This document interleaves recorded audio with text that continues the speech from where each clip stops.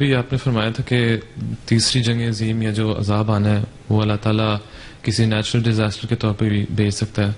تو آج کل یہ جو بھی اس طرح کا عذاب آتا ہے تو لوگ مذہبی اور غیر مذہبی بھی کہنے میں کافی جلدی کرتے ہیں کہ یہ اللہ تعالیٰ کی طرف سے عذاب ہے.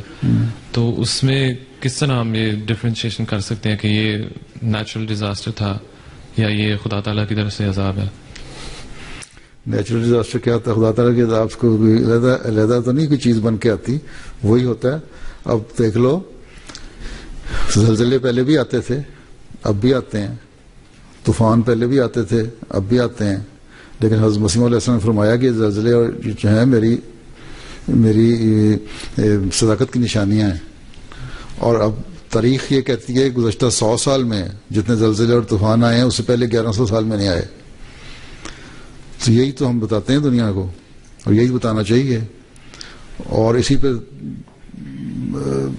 اللہ تعالیٰ نے کوئی نیا طریقہ تو نہیں اختیار کرنا. قانون قدرت تو کے اندر رہتے ہوئے ساری چیزیں چل رہی ہوتی ہیں.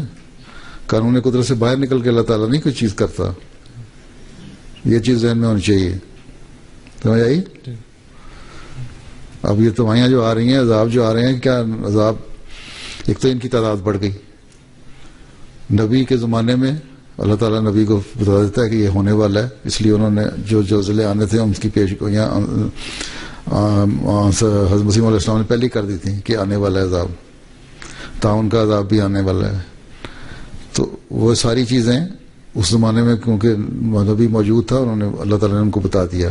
اور آئندہ کے لیے ہمیں ایک اصولی رہنمائی کر دی کہ یہ میری صداقت کی نشانیاں ہوں گی، ان کو دیکھتے رہنا.